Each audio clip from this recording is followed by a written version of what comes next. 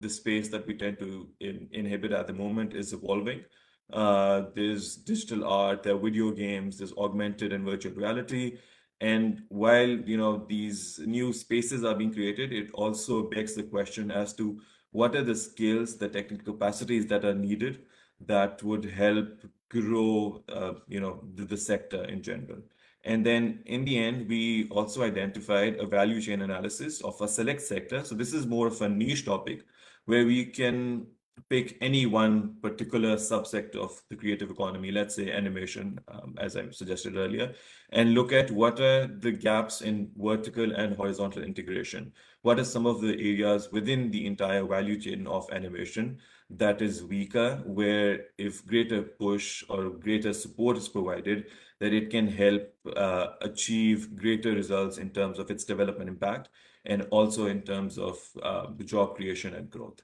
And it's open to discussion. These areas are, evolving, but I think they can really feed into good academic research and also set the right initiation point for operational intervention in the field, depending on the kind of work that you do. So in a summary, that's all. Back to you, Namita. Thank you. Thank you so much, Naresh. Thank you. And as I said, we are already beginning research on a lot of these topics. We've already done some, but a lot more needs to be done. And these are some ideas. They are not exhaustive. It's not a full list. I'm sure there are some that we haven't put on this slide. So with that, I think we should just shut up and listen to you all who've made the time to join us today. So I know that some of you are already sharing just your organization names and where you're based, and thank you so much for doing that. I now want to invite a few partners who would also like to share just quickly in 2 minutes, maybe each, just a quick overview. It doesn't have to be detailed, just a quick overview so that we understand the space, in which you're working, the topics and questions you are dealing with.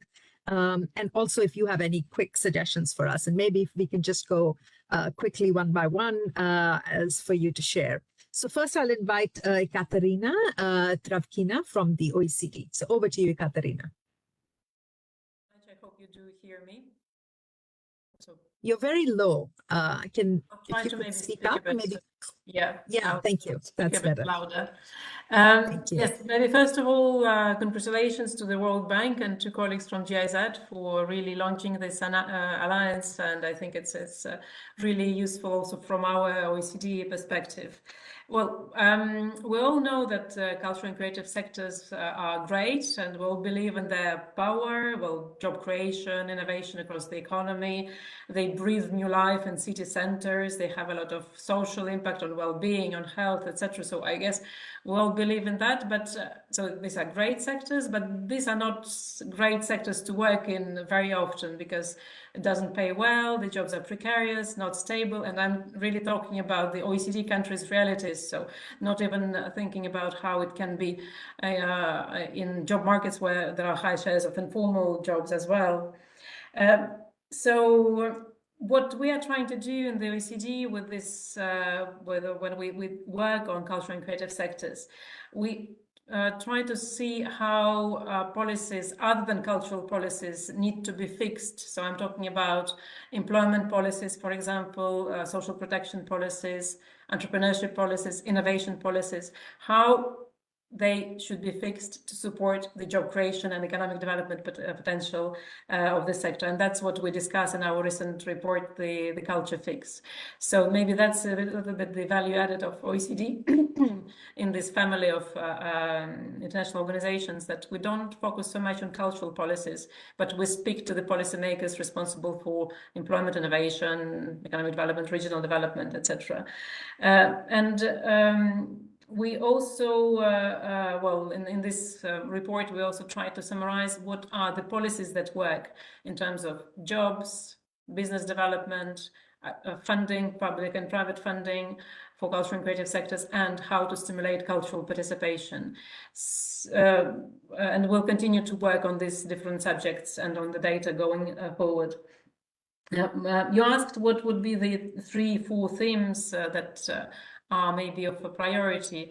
Of course, there is like thematic focus, but if I'm thinking a bit more broadly, well, coming from OECD, data and evidence, of course, that's something that we all need, and it will be good to join forces to address the data gaps going forward.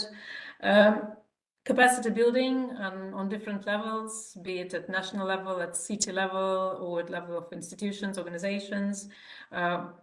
Will be great to discuss that. And then policies, so really knowing which policies can work best and drive this impact as well. So the policy dimension, of course, once again, coming from OECD is extremely important. We think, be it national or be it at city level as well. And maybe I stop here. Again, congratulations for launching the Alliance and providing a platform. Thank you so much, Katarina. Actually, everything you said really resonates with our. We also, I forgot to mention that the S4Y in the World Bank is based in a unit called the Jobs Group. So our focus is, and the Jobs Group itself is also based in the social protection jobs global practice. So jobs and the social protection for people in this sector is absolutely the key concern for us as well. So maybe, so thank you, Katarina, for those, for sharing that. I want to invite now Katalin Bokur from UNCTAD. Katalin, you are connected, Hi, right? everyone. Yeah. Can you Over to you. hear me? Yes, we can hear you. Great, excellent. Thank you very much. Congratulations also to the World Bank and to GIZ for initiating this initiative, and it's very nice to join you. Thank you for inviting UNCTAD to this meeting. So just briefly, I would like to present what we do at UNCTAD. So we kind of also work more at the macroeconomic level. So we are really advocating for countries to consider the creative industries as very important sector to contribute to economic diversification, also to structural transformation. And we work along three important pillars. So we do research. We have a biannual creative economy outlook. We also do capacity building. At the moment, we have an important project in Angola, where we are mapping the creative industries and examining different policies that are targeting the cultural and creative industries. And we also do intergovernmental work, which means that we are participating at the UNCTAD and the UN level intergovernmental machinery, and we are advocating to incorporate considerations about the creative industries in different intergovernmental working groups and resolutions. So we often work together with other UN agencies like ILO and UNESCO, who are all present here. Just some of the themes also and topics that we are looking at. So based on our mandate, so UNCTAD is a UN agency based in Geneva, working on development and trade.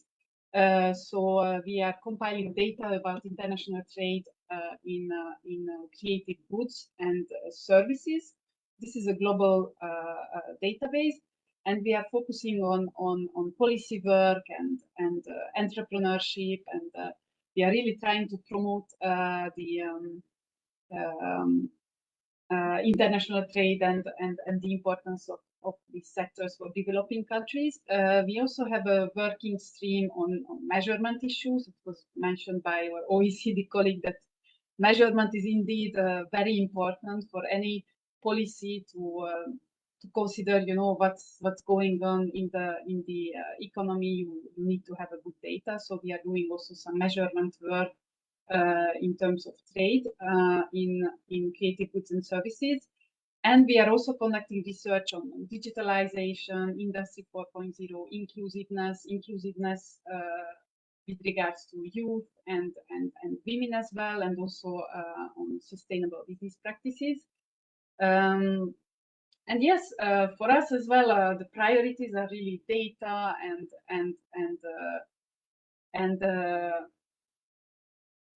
considering an enabling environment for the creative industries, because this is something that has to be considered in a holistic manner.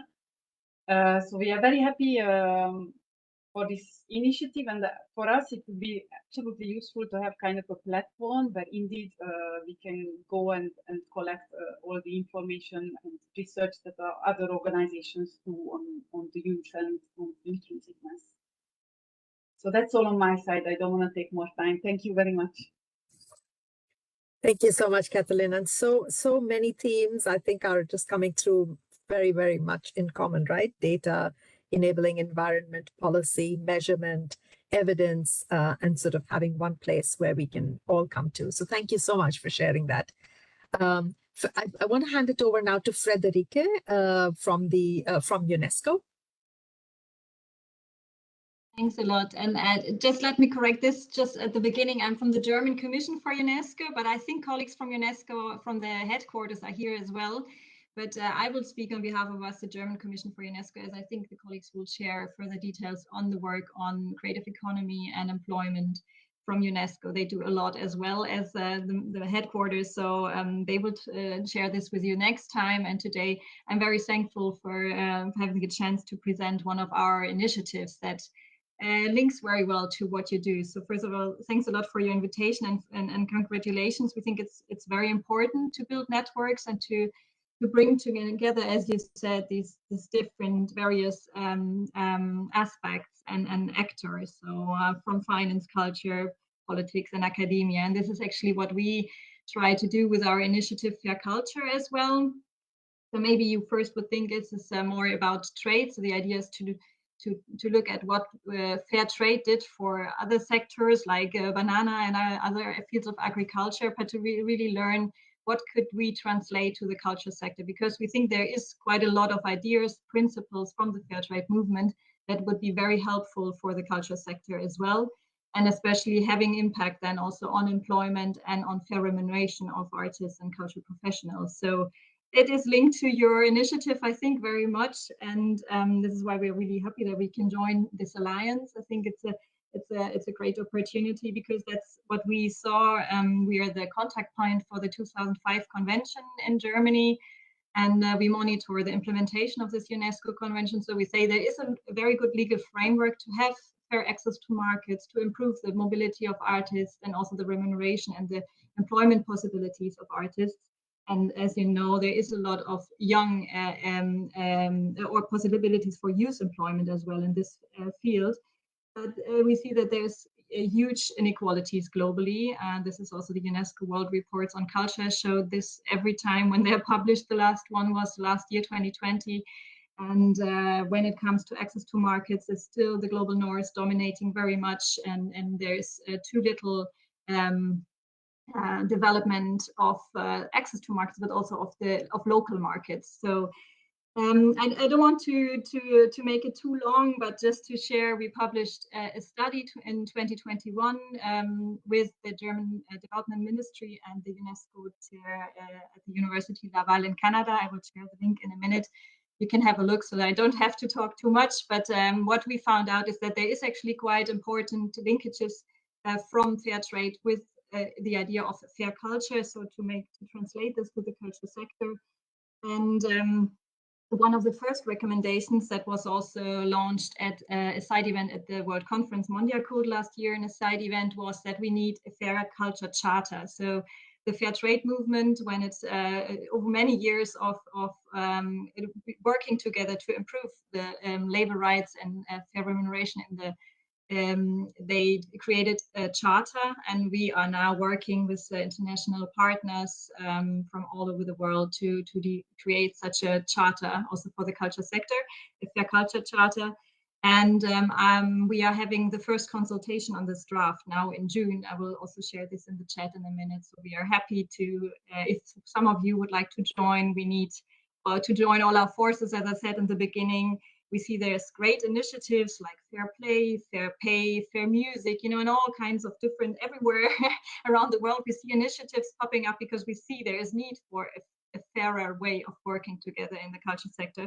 But I think we have to be strong together, and this is why it's great to have this alliance, and I hope we can work together. I think I will stop here. If there's any questions, I will share my email as well. You can always approach us, and happy to listen to all the other initiatives. Thanks a lot. Thank you so much, Friederike.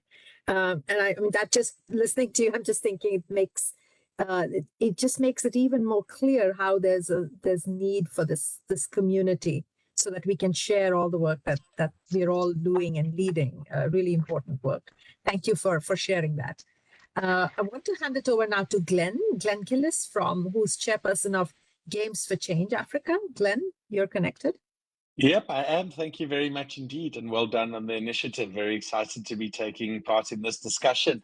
Imagine a world where games could make everything better, where people could contribute their ideas, where they could be rewarded fairly for the work that they do, and they could get to cross that digital divide. We know Africa is going to be the next future, the next billion customers, the next billion employees.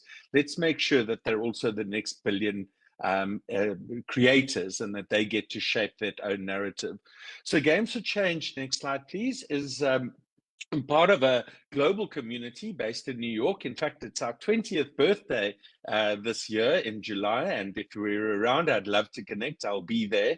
And really, it's pioneered this idea that games can drive business outcomes, social outcomes, learning outcomes, and I don't think I need to belabor that point to the people on this call, that we need new and innovative ways to make the world a better place using the power of games. We know that industry is already bigger than the book publishing business, the film industry, and the music industry probably combined, and so we really feel that impact gaming on the African continent needs to take center stage along with other chapters in other regions. Next slide, please.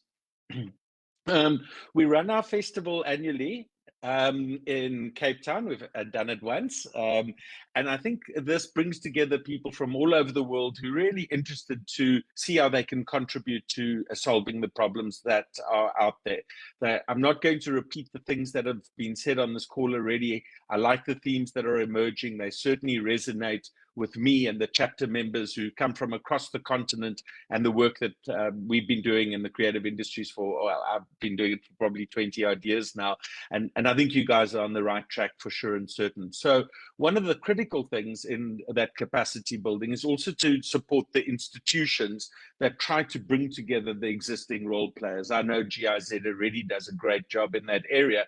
And that's a critical area of capacity building, because in most of Africa, we can't rely at all on governments for that kind of support. And that does mean that a lot of the small players are underrepresented and don't have forums. And so these industry organizations are so critical. So we hope to see you in Cape Town in December. It's not the worst place to be, and we'd love to see how we can join forces. Next slide, please. And maybe just to close out from our side, we feel very, very strongly that there needs to be a much bigger shift to demand-led strategy interventions. A lot of the stuff that we're talking about here is really, really important, but unless we get access to regular, predictable, scalable demand, we're never really going to be able to trade out of our situation. Getting new entrants to want to be in the games industry is not a hard thing to do. Young people and everybody wants to participate. But where's that scalable demand? I think about the huge commitments that large corporates and governments have made to SDG commitments around the world. Why are we not running large X-Prize type initiatives across Africa that allow smaller businesses to scale, so that we don't end up with a very badly shaped structure to the creative industries with lots of new entrants and a few big players, but no real scalable middle? So for us, it's really important that we think about this like any other industrial creative process that needs to be supported. It needs co-productions, it needs routes to market. And Africa has got a huge amount to contribute. In many ways, we know we're going to be the biggest victim, I guess, of climate change as just one example. But maybe we've also got some of the best and most innovative solutions to bring to bear. And so for us, it's about being able to tell our own stories, shape that narrative, about building industrial capacity so that we can make games here and for others.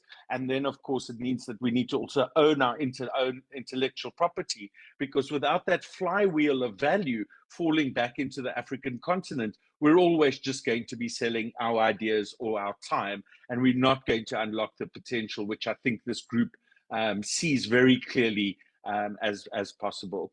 So impact games are games that are for more than just entertainment. We really believe that Africa can assume its rightful place, and we think this is a big category, a big focus area, which we'd love to discuss more with you. I hope that was okay, and I'll drop my email in here. Any further comments, appreciated, or see you in Cape Town in December.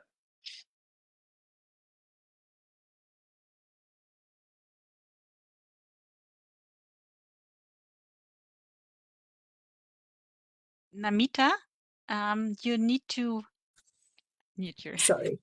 I was just thanking you, Glenn, and saying that you made a really important point about the huge inequality in the industries, that you see a whole lot of young, single, sort of, by single, I mean that they're just on their own, creatives. And then there are some of these really mega large players like, let's say, Netflix, right? And there's that missing middle of a vibrant set of firms which are sort of viable, sustainable businesses. That's a really important point, and I'm sure colleagues in IFC are also looking at that issue. But thank you for sharing, Glenn. I want to now invite Tom Cahill-Jones from the Policy and Evidence Center. Tom.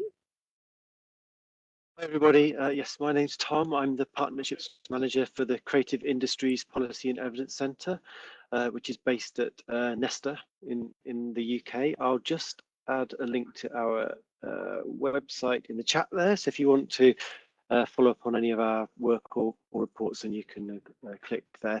But yeah, if you could go to the next slide, please. Great, thank you. Yes, so you'll see from our vision statement here that what we're set up to do is to produce research and policy recommendations for the creative industries. Typically, in our 5-year history, that's had sort of a UK dimension, but moving into the next 5 years of our operation, we have a new plan, and the global dimension of our work is going to be much more prominent. So I'm very pleased to be part of this gathering today, and I must say thank you for organising it. I think it's gone really well so far. If you think about our typical workflow, it would look like something along the lines of commissioning a piece of research that relates to a particular policy issue that's been identified, then taking those findings through to central government or global fora in order to bring about beneficial change. Can we move to the next slide, please? So yes, just to give you an idea of our operational geography, we do have 2 hubs which are in the UK. So one of the hubs is based at Newcastle University. That's where our researchers are located. We're actually situated within the business school there, and that's where we do a lot of our work around internationalization and global markets. We also have a small group of people working there on issues that are linked to local policies, and although that might seem a little bit specific, actually the findings from that group can be scaled or applied to other parts of the world as well. So that's something which might be of interest to people in this group today. Move to the next slide, please. And then we also have a southern hub, and in that hub, which is based at the Royal Society of the Arts, we have our policy people and our communications unit, and also importantly it's where we run our research network from, which is something I'll talk about just very briefly in a few minutes. So move to the next slide, please.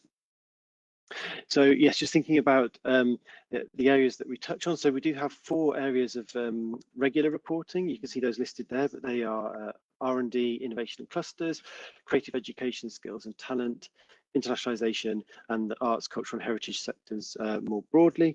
Things that we're particularly interested in at the moment are notions around what good work means in the creative industry. So this is everything from looking at issues around barriers to job creation, to fair pay, to what it means to have sustainable careers within the creative industries. We've actually, in collaboration with the UK government, just produced a very comprehensive good work review, which you can find on our website. So if you have time, do follow up on that. But yeah, those 4 areas are our main points of focus. But through our research network, we are able to commission work which tackles any other area related to the creative industries as well. So no topic is too small or too big, and we're really interested to know what type of work people want to see delivered. Can we move to the next slide, please? And just, I think this is my final slide. So we do have a global reach. I've seen that there's Rahana from the British Council here today, so we work closely with the British Council. They might talk a little bit about an initiative that we've been working on for a few years called the Global Creative Economy Council. We're also involved in the EIT project across Europe. Some of you might know about that. I could say more to another point. We're involved with the OECD, looking at what it means to collect data for the creative industries. And also, I'll just finish talking about our research network. This is a global connection of academic practitioners who we engage with in order to produce pieces of research that we feel are necessary in responding to live policy issues. So we're going to be doing a call for new researchers to join our network coming in September this year. So if that's something that you think is of interest, then please do stay in contact. And I think there's probably a way in which we can ensure that our research network aligns with the initiative that we've all come together to discuss today. But I think that's all I've got to say. But yes, do follow up on our email, so on our website, and I'll leave my email in the chat as well if you want to drop me a line directly. Thank you, Tom, and I'm sure there'll be lots of us interested in joining hands on the research network. But thank you for sharing. And again, apologies for having such a short and a packed agenda. I mean, you know, each of these presentations and all the partners that the work that they're sharing warrants deeper, much more time and deeper presentations, I guess, which we will do. I think this is already giving us ideas about what more we can do in terms of having deeper technical discussions on some of the work that's coming up and being shared. So thank you, Tom. Over to you, Roberta Anand from the Impact Fund for African Creatives. Roberta? Thank you so much. Thank you. And again, greetings from Ghana. I don't know if you can see my, okay, perfect. I think my image is there as well. Thank you so much. And I would like to also take this opportunity to congratulate the World Bank and GIZ for putting this alliance together. I think it's very important.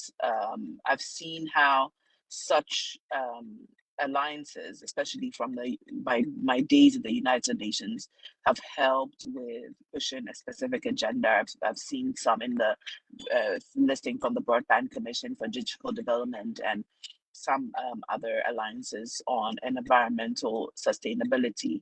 So I'm very excited that the creative economy or the orange economy is also getting the significance that it needs, especially when we're talking about you know, jobs and job creation.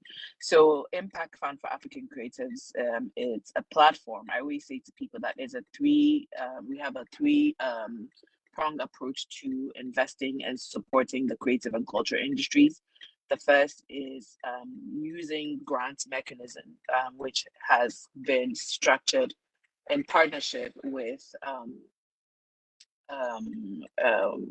my foundation, which is the African Fashion Foundation, which is 12 years old and has supported and nurtured fashion designers on the continent. So the partnership was really to build the ecosystem around what was already existing and the experiences and the opportunities to look at the challenges that fashion designers or the creatives on the continent were facing, and then building upon that to set up this platform to address some of those needs. So for that, we look at incubation and acceleration of businesses. We launched our first incubator this year in partnership with T-Stars, because we believe that it was important to work with players in the market who have track record and experience and expertise in specific areas when it comes to grooming and building talent. So we structured a program which has been going since January and will be completing at the end of this year. And then we have the second stage, which is the early stage ventures fund, which makes investments into early stage ventures, but also looking at it from a strategy of a factory mechanism, and bringing in different designers and helping them go from Series A all the way to Series D. And then our late stage platform is really looking at infrastructure and has done its first transaction in a textile mill in Ghana. So why does the creative economy mean, what does it mean to us, and why is it important to us as a sector? For us, when we talk about impact, we're looking at four main things. Number one is the ability to look at jobs for women, because of course the creative economy tends to employ more women. Sorry, I'm not going according to the slide, so you can just look at the slide and read it, but I'll just talk as well so that I can make it more concise. So looking at jobs for women and looking at jobs for young people, we all do know that Africa is blessed with talented young people. We have a population of over 60% under the age of 30, which is a huge opportunity for us. And all these young people on the continent are going to need jobs. So there are two tracks. First is to create an environment that will create jobs. For instance, our textile project is looking at 1,500 jobs on the continent, but then also looking at sustainable jobs through entrepreneurship development, and which is what we look at when it comes to the early stage ventures fund. And then we look at the sustainability aspect. So sustainability is very much important to us. When we talk about sustainability, it looks at environmental sustainability. How do we address issues, for instance, of fashion waste? How do we address, being able to set systems in place that are not polluting and contributing negatively to environment, to biodiversity, and to culture. And then the fourth element for us is heritage and culture. We believe that Africa has a very strong culture. Well, African, I'll say territories and cultures, because we have 54 countries on the continent, but there's so many opportunities to commercialize and to benefit from who we are as a people. And I think we've already seen that happening in a lot of markets with music, positioning African music on the global forefront. I believe just recently we saw Thames and Burna Boy at the Grammys, and there's so much happening in the space of music, in fashion, in the art scene, but all of these need to be protected with intellectual property, with the right investment, so that there can be a significant return on investment coming in. And that is what we've set ourselves up to do as a platform, as a funding, and also really tackling the issue of access to finance, which is one of the major challenges that we see in the CCI subsectors. Thank you. Thank you. Thank you so much, Roberta. And thank you also for highlighting the connection with sustainability. I think that's a really important one. I mean, where we have a whole work stream in S4Y on the circular economy. And we know that in the textile industry, particularly, a lot of the big players are now thinking about new types of sort of processes to even look at how clothes are being produced and then distributed and then reused. That's really important. And that has implications on jobs as well and global value chains. So thank you for also highlighting also the connection with heritage and culture. I think that was really important. Thank you, Roberta. I want to now hand it over to Rehana Mughal from the British Council.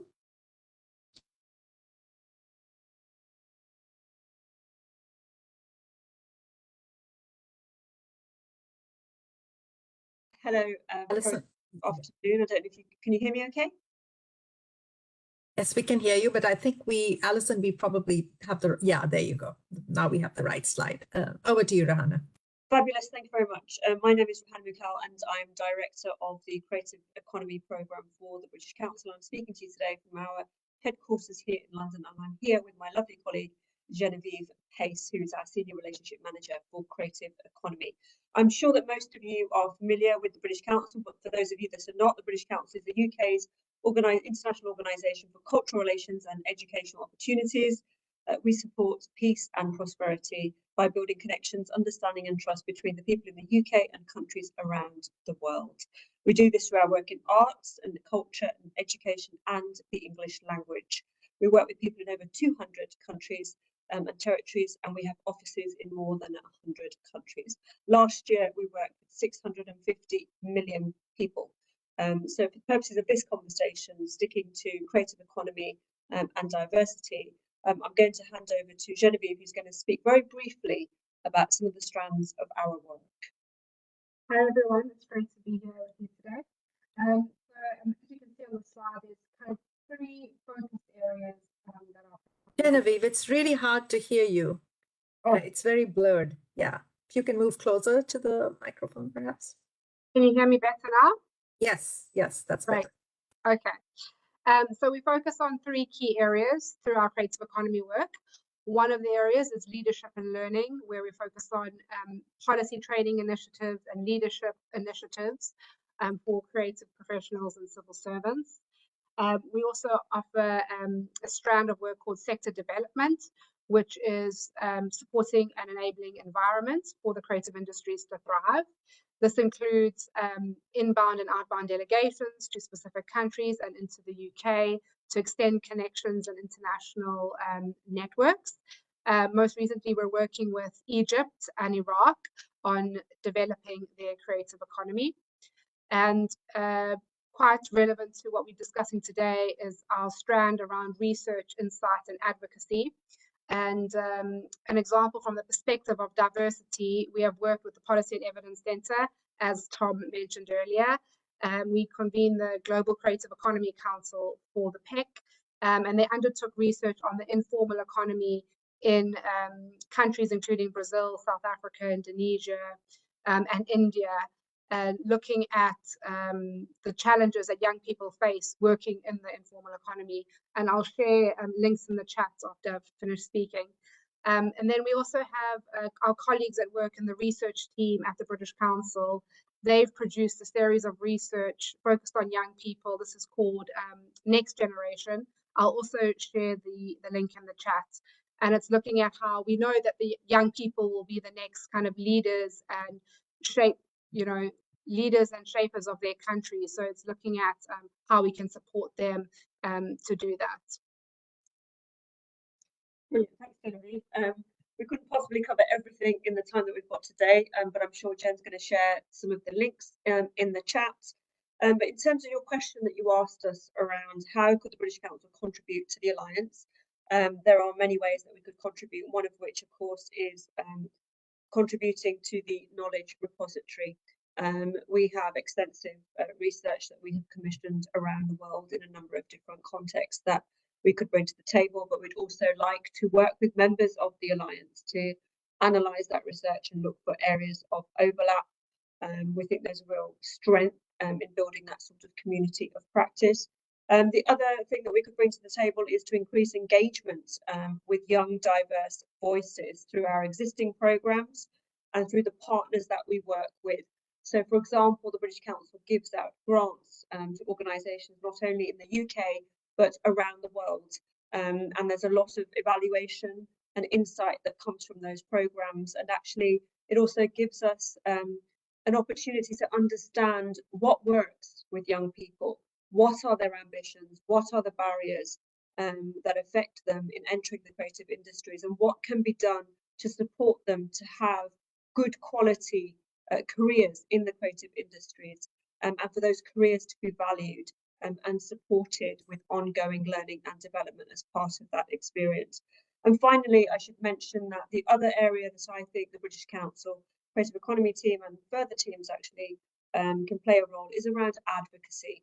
And ensuring that all of the opinions related to young people's experience of creative economies in the creative sector and the challenges that they face are brought to the rooms where the decisions are made, because we hold very privileged positions in the roles that we all have. And it's an opportunity in our roles to be able to create space for young people's voices and for diverse voices to be heard on their terms at the tables that we sit at. We speak at a lot of public events, so I think this alliance and the sharing of research within this alliance would be really helpful. So we're very pleased that you invited us to offer a few insights today. Thank you. Thank you so much, Rehana, and thank you, Genevieve. And thanks a lot for also being very specific and clear in terms of, what you could contribute to this alliance. I really appreciate that. Thank you. And of course, we know that there's a ton of work that the British Council does and leads, and we would all benefit from learning from the insights that you've gathered through your evaluations as well. So thank you. I want to hand it over to Raymond Moser, who from the ITC.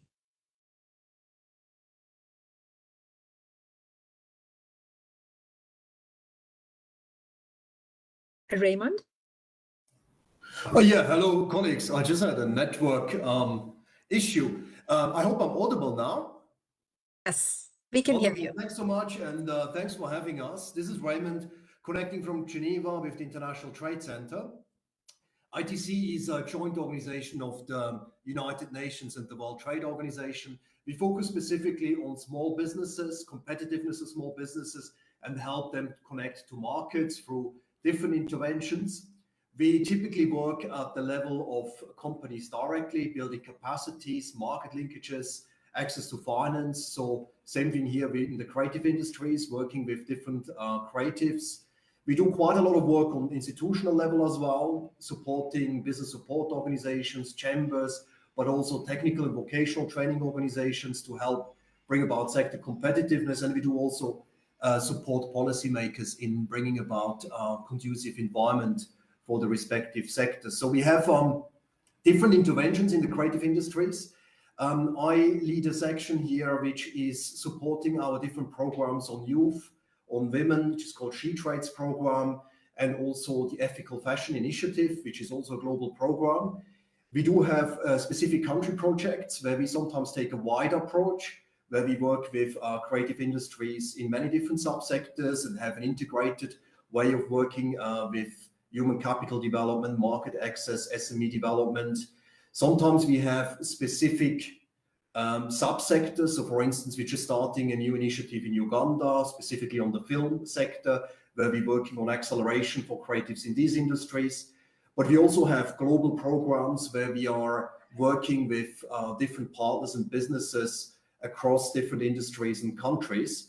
So maybe one example there is the Ethical Fashion Initiative, where we are working with companies upstream. So we have social enterprises where we build up productive capacities in the fashion sector, but we also work with the world leading fashion companies, the global multinational corporations, and help them to source more sustainably. And so there we support a lot of the ESG agenda and supply diversity and making sure that the benefits of fashion trickle all the way down.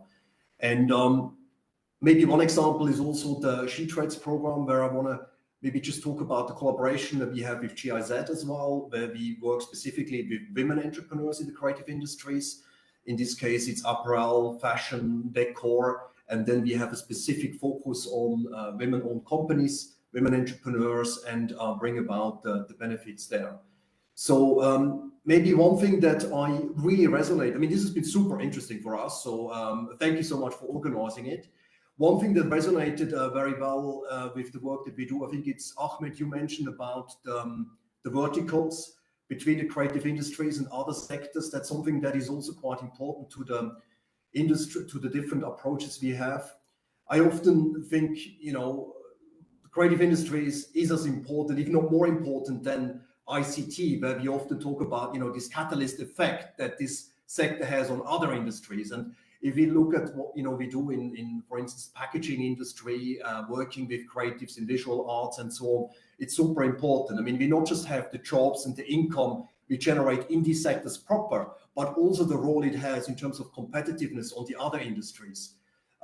Glenn's example on gaming also really resonated in my past life. I was in West Africa in the last 6 years, where we had large projects in the Gambia, where we also had tourism products, developed river-based tourism products. And for instance, we also developed games there on the Ninkinanka Trail and used then the gaming industry for the creatives in this sector to do the promotion of the tourism industry and developing new products, also more inclusive products, and increasing the competitiveness of the entire tourism industry there. So I think this is a very interesting angle as well for us to look at these different linkages that we can create. And looking forward to exploring this more. It's a short one today. Maybe just, I think maybe 3 things that really stand out for us. First, the global practice area, really welcome that, love to join in whatever form or shape, formal, informal. I think really excited about this. I think we're preaching here to the choir, but what I also see is that the creative industries, they do not yet have the attention that they deserve when it comes to development, when it comes to job, when it comes to youth employment, when it comes to income. I see so much resources going in traditional sectors, yet the returns can be, huge in this economy. And I feel like, rallying together and making that case to policymakers, to development partners, to also funders in terms of channeling, resources into this creative economy, and also helping to, come up with solutions that work, is something that I think is really interesting for us, and demonstrating this proof of concept, learning from each other. I just saw GIZ as well, colleagues in Nigeria with a Sky. In my past life, we also had a Sky Skill for Youth Employment Fund for creative industry. So I think there's a lot we can learn from each other, and this has already been eye-opening in that regard. Second, I would really also welcome this exchange of knowledge, yes, but I think we can really go beyond even, and we would be open for co-creation. Also, if we see opportunities to do things together, programming, whether it's at the global level, whether it's an event. On the She Trades, we have an innovation festival coming up where we're going to showcase a lot of the creative industries and the role of women, and the benefits it generates. So any of those activities and events, and I think that is something that we would be very keen on. But also, if there is opportunities to do something at country level, and we say, look, I see a lot of interesting associations in music or development partners to do something together, coming up with joint programs where we can put our expertise together. We would very much welcome that. So on everything we have heard, we are excited. So thanks so much for having us, and looking forward to doing more together. Thank you, Raymond. And thank you also for encouraging us to be more ambitious, to go beyond knowledge creation and actually think about co-creating operations. I mean, all the organizations present here actually have a footprint in the countries, have operations, invest a lot of resources, have a lot of technical staff and expertise. So why not? Why wouldn't we explore that level of ambition? So thank you. Thank you for putting that on the agenda for discussion, I guess. I want to hand it over to Fatima from the IFC. Fatima? Everyone, great to be here. Thanks, Namita, for organizing this. Just going to share my screen quickly. Could you speak up, Fatima? You're very low, your voice. Oh, 1 second. Let me see. Just be closer, I guess, to the... A little tricky. Give me 1 minute, sorry. Just...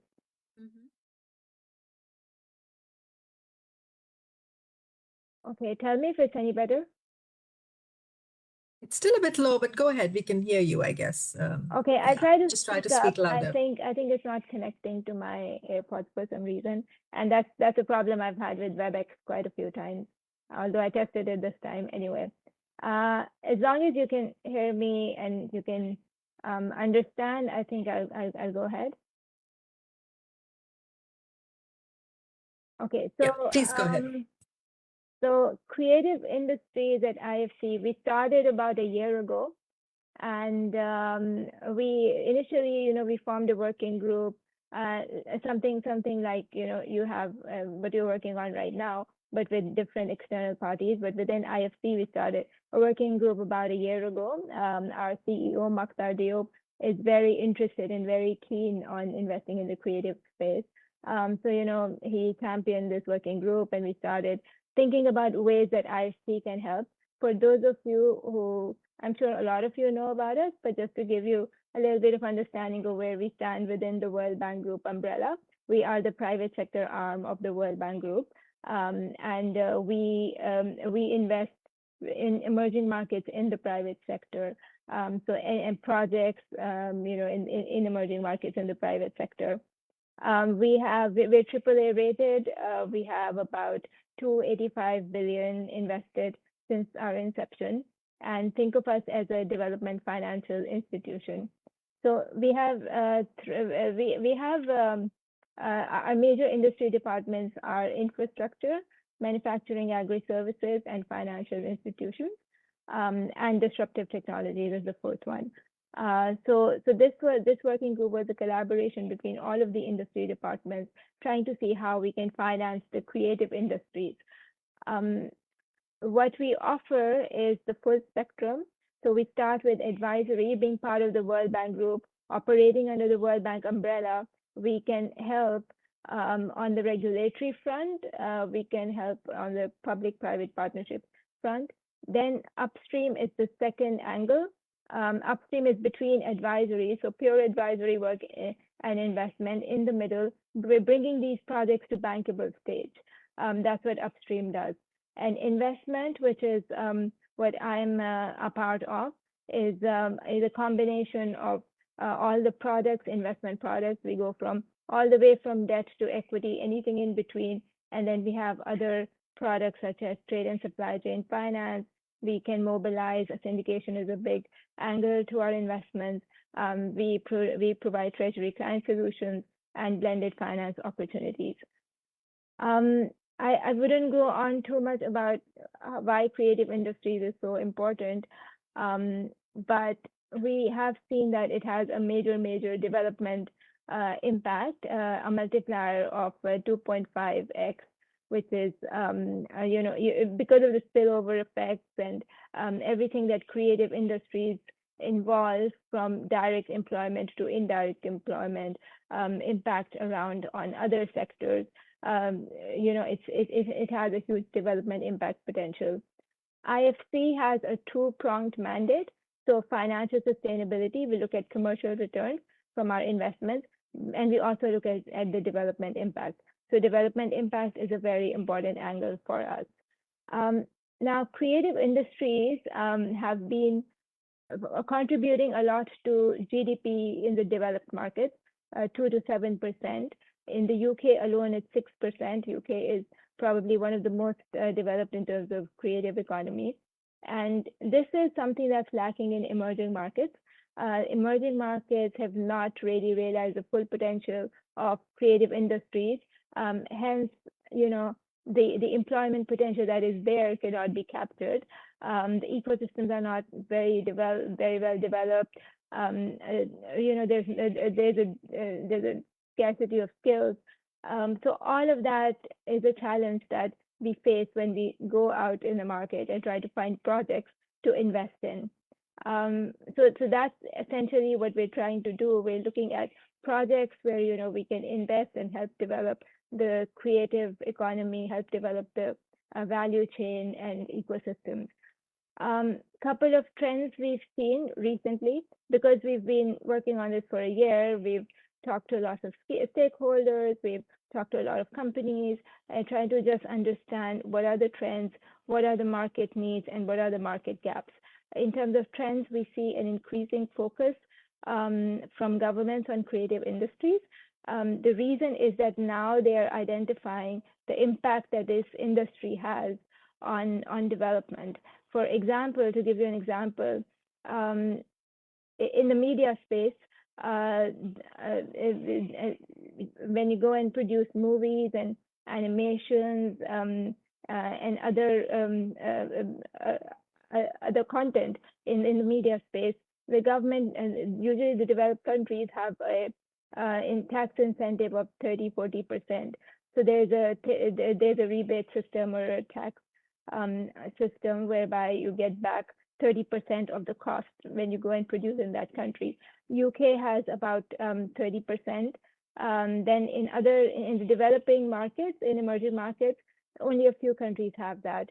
For example, South Africa has a 25%, and then Morocco has some, and a couple of other countries. Now, a lot of other governments are coming up with these tax incentives.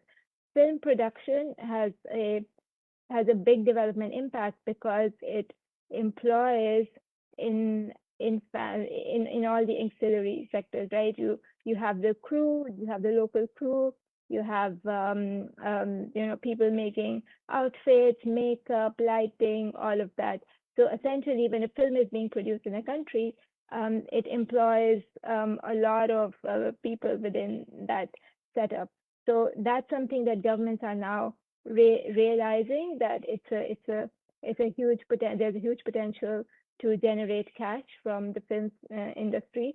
South Africa is a prime example. Cape Town Studios in South Africa has been booked out for the next 5 years. They've been leading a very, very interesting model in terms of global studios coming and making films in Cape Town Studios. But there is no other studio facility in Africa. So, projects like these I'm just giving you an example of, what IFC is looking for in terms of investment. Are projects like these where, the government comes together, where the private sector comes together, and we all help finance such a project to improve the creative landscape. So again, in terms of market gaps, access to finance is a huge gap in the emerging markets. Fatima, would you be able to wrap up in a few seconds? I do want to save a bit of time for an open discussion. Sure, I'll be very short. So in terms of the verticals that we've identified, we have audiovisual media, fashion, and creator economy and disruptive tech.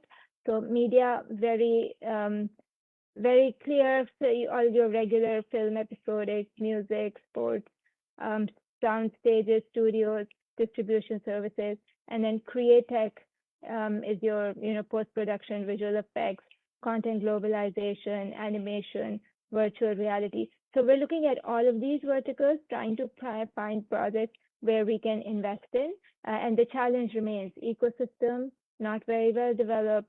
The projects are not bankable.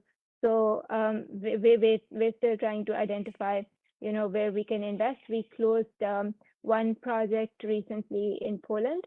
They invested in an anchor. We anchored a bond for them. It's a media conglomerate, and then we're potentially closing our second transaction in India in a visual effects company. Very quickly, in terms of fashion, these are the three verticals we've identified: domestic fashion development, brand development, local manufacturing capacity, and skills. Skills is another very key area that needs to be worked upon in the emerging markets. And then lastly is the creator economy and disruptive tech. So these are your very early stage companies, tech-enabled platforms. So basically, we invest in the full value chain of creative industries. And please do feel free to reach out if you have any more questions. Thank you. Thank you very much, Fatima. I think when we scheduled this meeting, we thought, an hour and a half is perhaps too much. Everybody's busy, nobody has time to spare. But I realize now that it was we actually probably needed more time. But that's a good thing. It's a good thing. It means we have a lot more conversations to have. I want to now throw it open. I know that several of our partners who are connected today haven't spoken yet and haven't shared, and yet are very active in this space. And I apologize. I think we probably could have structured the agenda a little bit differently, but there was limited time, and it's probably just the beginning. So I think there's a lot more coming your way. So what I want to do now, I want to just open it up, and we'll do a rapid fire round. So if you could just raise your hand, and maybe just very quickly in a few seconds, just say three things. One, are you interested? Who you are, of course, what organization you're from, and are you interested in being part of this alliance? And then very quickly, if you could put one or two very concrete things on the agenda as something that the alliance should consider as part of its work program. And thirdly, if you might also suggest quickly one or two things where you might want to contribute to the growth of this alliance. What might be some specific ways you could contribute? And I would appreciate if you just took like maybe 20, 30 seconds and just shared quickly. I know we don't have enough time to go into details, but just raise your hand, please. We'll keep it informal. And I'll try and I'll try and just call on you in the order in which I see the hands. Lutz, I think I see your hand go up. Hey everyone, My name is Lutz Leixling. I'm based in Berlin. I'm the co-founder of Vibe Lab, which is a purpose-driven consultancy that is doing advocacy work and research in the field of the nightlife, and creative industries. We're doing at the moment studies in Montreal, Sydney, Nashville, and Toronto. And we also did the study Voices of Creative that you've referred to earlier. I would like to bring to the table that I think it's really relevant to have translators between the needs of creative communities and decision makers in every city. We built this kind of network in 85 cities in the world, so-called night mayors, nighttime advisors, people that are very active in both sides, in policy making, but also in community support. We're working at the moment with UN Habitat on safety issues. We develop a safety app to research certain areas in the city, and we try to create research around this with infrastructure mapping, etc. So what I try to understand better, and I really like the initiative, is how can we get rid of this technical term creative industries, because nobody in the creative industries who works there refers to this term. They are part of, they're architects, they're musicians, they're whatever they're doing, but they're not creative industry people. But maybe that's the way we have to deal with this word. And I really would like Thank you, Lutz. Thank you. I do have to interrupt you. Sorry, if we can keep the conversation, I do want to give a chance to people to share. So I apologize for butting in. Alejandra, I saw you raise your hand.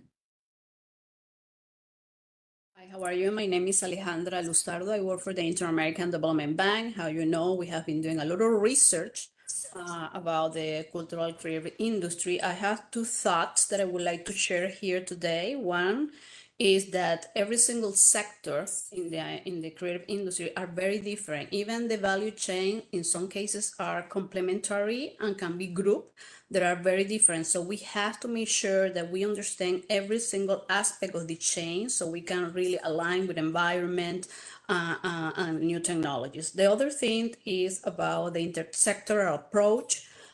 We realized at some point, like 2 years ago, that talking only for culture to culture, we won't be able to fix any problem or the challenge that the cultural creative industry has.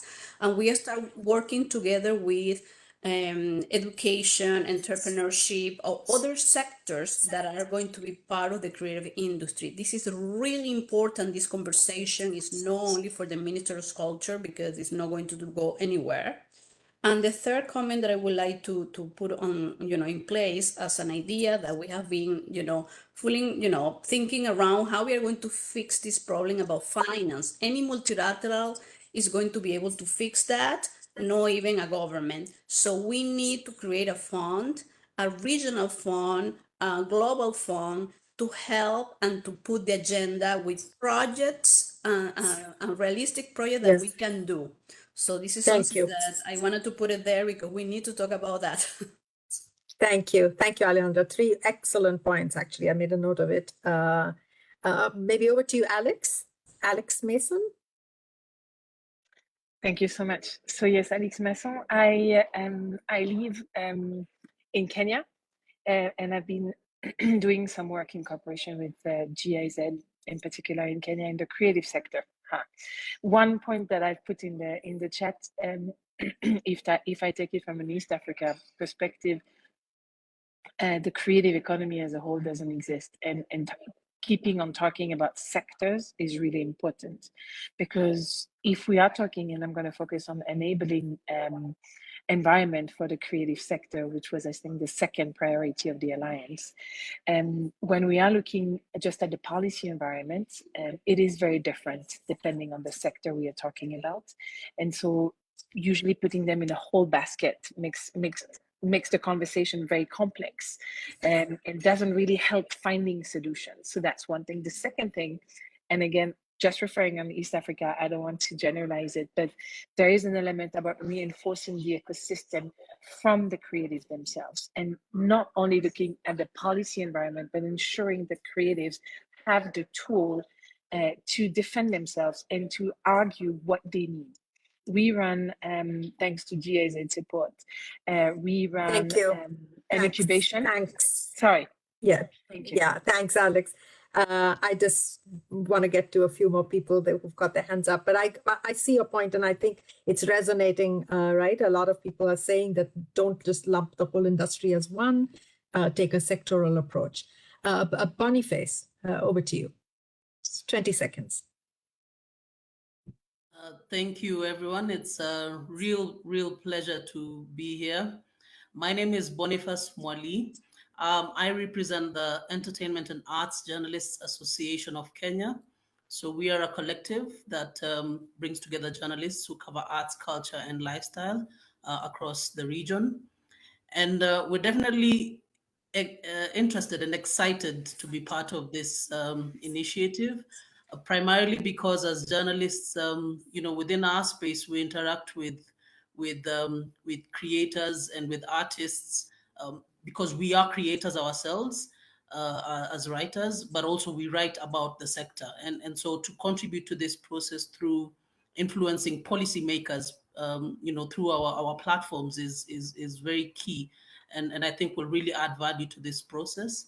I think we share also the interests with artists in terms of the protection of journalists and artist conventions that have been floated within UNESCO. And it's great to be part of a process to develop these policies at a local and global level.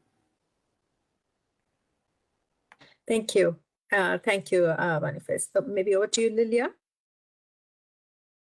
Hello, thank you. My name is Lilia. I work at the Goethe Institute. Thank you so much for this amazing initiative and for all the presentations. I would like to add one point that I think it's very important, and it resonated with me very much, that we have to link more to the demand-led initiatives. And I believe that it's very important to look into this unique sector and to see how we can balance out the creatives and their creative skills and the entrepreneurial and economic part of this. Thank you so much. Thank you. Thank you. Well noted. Meg Pyer? You're muted, Meg.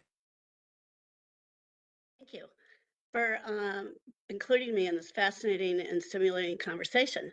I'm Meg Pierre. I'm based in Connecticut in the United States. I am founder of 2 bootstrapped digital platforms that are alternatives to social media and foster the characteristics of respect, curiosity, open-mindedness, empathy. And those platforms are People Are Culture website and Flip the Lens YouTube channel. And these enterprises have been built over the past few years with the talent and skills and enthusiasm of interns from 11 universities all around the world. I am bootstrapped. I'm looking for partners, and I provide an opportunity for young people to develop skills, and I am looking for funding. Thank you. Thank you. Thank you, Meg. So I know that there are more hands that I should have got to, but I think that we are running out of time, and I did want to also hand it back to Angelica to reflect a bit what we heard. This was fantastic. This was really fantastic. We had actually, this is much more than we thought in terms of just how a lot of you are so active in this space. It really underlines the importance of having a place to come to share ideas. And we also heard suggestions to be more ambitious than just sharing of knowledge. So we are going to digest all that you told us and come back to you. But before I finally wrap up, I want to hand it over to Angelica to also share her reflections. Yeah, thank you so much, Namita. And I was really listening and was so excited to see the tremendous interest. We had more than 100 participants. That really shows us this wonderful interest and also the excitedness. And exactly what you said, Namita, it's so important to bring all these professional minds together, because everyone is working exactly on the promotion of income and employment in different spheres and phases.